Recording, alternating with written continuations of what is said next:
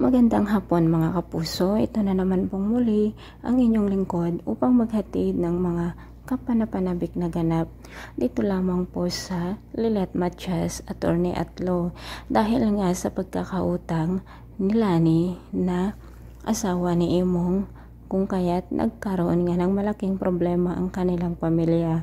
Sumugod ang mga tauhan ng lalaking pinagkakautangan ni Lani at binugbog nga itong si Imong.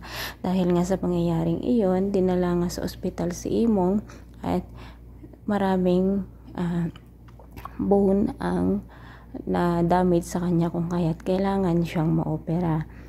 Nakausap na nga ni Lilet si Constantino at para umutang ng pera, ngunit dahil na rin sa pagsasabi ng hindi katotohanan o paninira ni Patricia dito kay Lilet, ay hindi nga binigyan ni Constantino si Lilet ng inuutang niyang 250,000. Nagkakaproblema nga si Lilet, ngunit buti na lang nandoon si Kurt na laging tumutulong sa kanya at sinabi pa nga niya dito na bibigyan niya ng pera dahil may naipon daw siya sa kanyang pagbablog.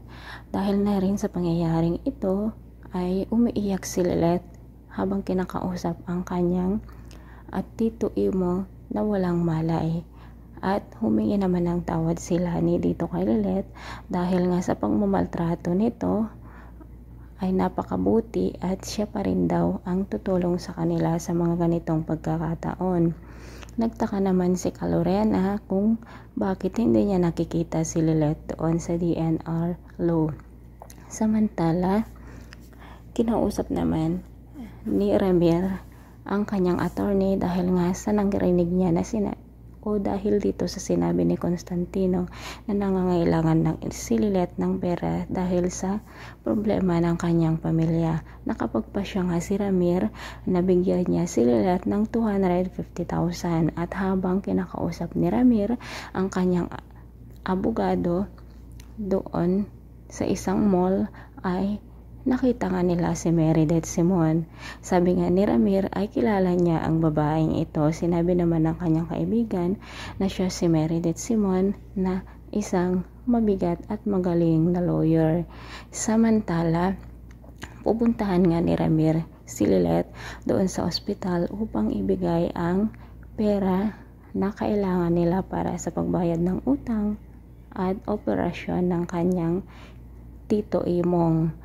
Naalaman naman ni Calorena na hindi binigyan ni Constantino si Lilet ng pera dahil kay Kurt.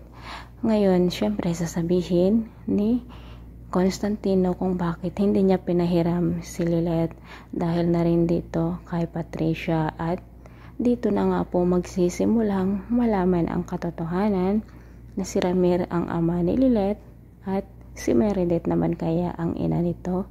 So mga kapuso, talagang exciting part ang mga susunod na ganap dito po sa Lilet Matias, Attorney at Law.